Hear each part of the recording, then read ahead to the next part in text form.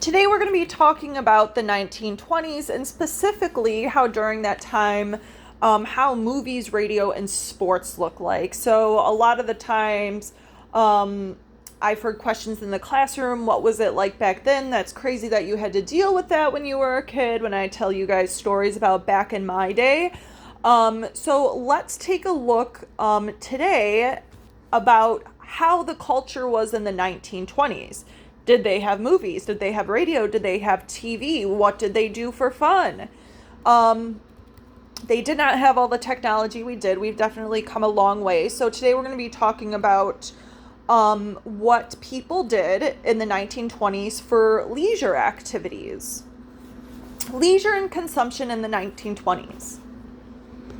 The increased financial prosperity in the 1920s gave many Americans more disposable income to spend on entertaining themselves. So because there was a really strong economy in the 1920s, Americans had more money and they were able to take that money and spend it on things to entertain themselves. The influx of cash, coupled with advancements in technology, led to new patterns of leisure, time spent having fun, and consumption, buying products. Okay, so once again, the economy was booming. People had an influx of money or extra money. There were great advancements in technology in the 1920s. Obviously not compared to today, but back in their day, they thought these technological advancements were huge. So people wanted to snatch up these tech gadgets so they could interact with them and use them for a leisure activity such as we do today with cell phones, TV, gaming, basically any online thing.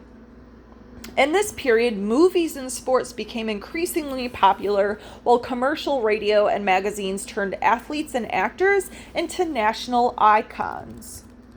So cinema in the 1920s. Cinema is another way to say a movie in the 1920s. As the popularity of moving pictures grew in the early part of the decade, moving palaces capable of seating thousands sprang up in major cities. A ticket for a double feature and a live show cost 25 cents. So if you went to the movie, you could see if you went to the cinema, you could see two movies and a live show just for 25 cents. So think about how much it costs today to go to a movie just to see, or go to the theater just to see one movie. It probably costs about $15 to $20 a person. If you are adding in those snacks and those drinks, maybe you're watching a movie in 3D. For a quarter, Americans could escape from their problems and lose themselves in another era or world. People of all ages attended the movies with far more regularity than today, often going more than once per week. By the end of the decade, weekly movie attendance swelled to 90 million people. So back in the day, this was quite the new thing, a huge technological advancement in creating movies, and people would go multiple times a week, okay? So think about how many times you go to the movie. Maybe once a week, maybe once a month, maybe a few times a year. But back in their day, in the 1920s, people were going multiple times a week. Silent movies of the early 1920s gave rise to the first generation of movie stars. No star captured the attention of the American viewing public more than Charlie Chaplin. Sad-eyed with a mustache, baggy pants, and a cane, Chaplin was the top box office attraction of his time. And there is a picture of Charlie Chaplin. He is the man with the mustache and the top hat sitting next to that little boy. Charlie Chaplin's nickname, it says, was the Tramp, came from the reoccurring character he played in many of his silent films, such as The Kid, which starred Jackie Coogan in the title role. So keep in mind during this time, although there were movies at the cinema, these movies did not have sound, okay? And you might think, oh, that really stinks, but back in the day, back in the 1920s, to go from just one picture to a series of pictures to create moving film was absolutely huge, okay? So people would still go and enjoy and watch these films, and they were able to get comedy from it, sadness, mystery, all those things just through silent films. In 1927, the world of the silent movie began to wane in the New York release of the first talkie, The Jazz Singer. The plot of this film, which starred Al Jolson, told a distinctly American story of the 1920s. It followed the life of a Jewish man from his boyhood days of being groomed at the cantor at the local synagogue to his life as a famous and Americanized jazz singer. Both the story and the new sound technology used to present it were popular with audiences around the country. It quickly became a huge hit. So this movie, The Jazz Singer, was one of the first movies with sound. So then again, another advancement in that cinema realm. Southern California in the 1920s, however, had only recently become the center of the American film industry. Film production was originally based in around New York, where Thomas Edison first debuted the kinetoscope in 1893. But in the 1910s, as major filmmakers like D.W. Griffith looked to escape the cost of Edison's patents on camera equipment, this began to change. When Griffith filmed in Old California, the first movie ever shot in Hollywood, California in 1910, the small town north of Los Angeles was little more than a village. As movie makers flocked to Southern California, not least because of its favorable climate and predictable sunshine, Hollywood swelled with movie-making activity. So it's crazy to think about at the start of movie-making technology, New York was the place to be. Today, it's obviously Hollywood. Everyone's going to Hollywood if they want to be an actor or star in a movie. But back in the 1920s, New York was the place to be to make it in this industry. By the 1920s, the once sleepy village was home to a profitable and innovative U.S. industry. So since 1927 and when the first movie was shot in California, that just paved the way to creating that mega industry that's there today. Hollywood is like the capital of movie making. The power of radio in the world of sports. After being introduced during World War I, radios became a common feature in American homes in the 1920s. People weren't all gathering around to watch TVs, they were all gathering around to listen to the radio. Hundreds of radio stations popped up over the course of the decade. These stations developed and broadcasted news, serial stories, and political speeches. Much like in media, print advertising space was interspersed with entertainment. Yet, unlike with magazines and newspapers, advertisers did not have to depend on the active participation of consumers. Advertisers could reach out to anyone within listening distance of the radio. On the other hand, a broader audience meant advertisers had to be more conservative and careful not to offend anyone.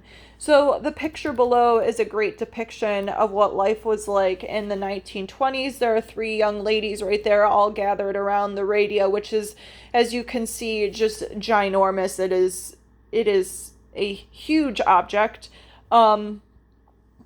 So people would gather around, not watch the TV, but listen to the radio. And then you had advertisers reaching out to the consumers in this way. So they would have commercials on the radio, just as now as we have on TV, right?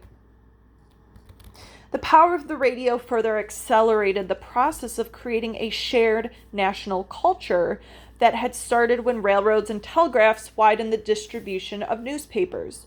Radio was far more effective than these print media. However, radio created and pumped out American culture onto the airwaves and into the homes of families around the country.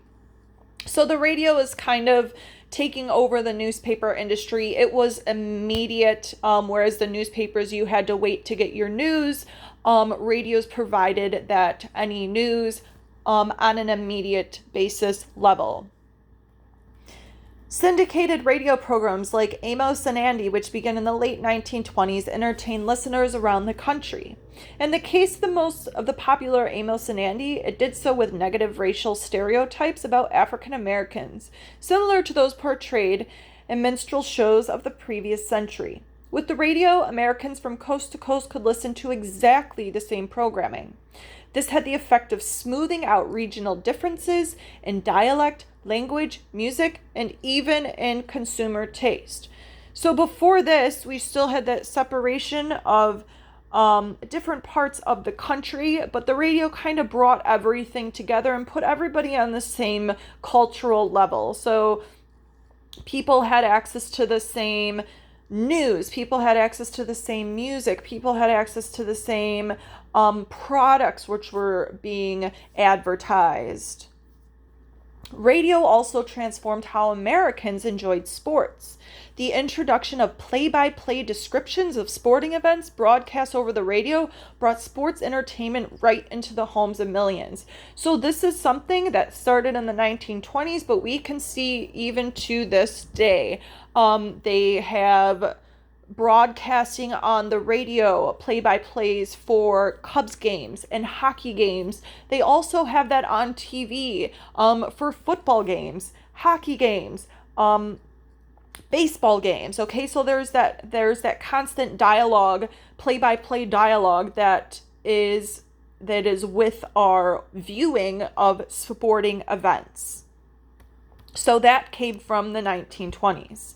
Radio helped to popularize sports figures and their accomplishments. Jim Thorpe, who grew up in Sac and Fox Nation in Oklahoma, was known as one of the best athletes in the world. He medaled in the 1912 Olympic Games, played Major League Baseball, and was one of the founding members of the National Football League. Other sports superstars were soon household names as well. In 1926, Gertrude Elderly became the first woman to swim the English Channel. Helen Wills dominated women's tennis, winning Wimbledon 8 times in the late 1920s. Big Bill Tilden won the national singles title every year from 1920s to 1925.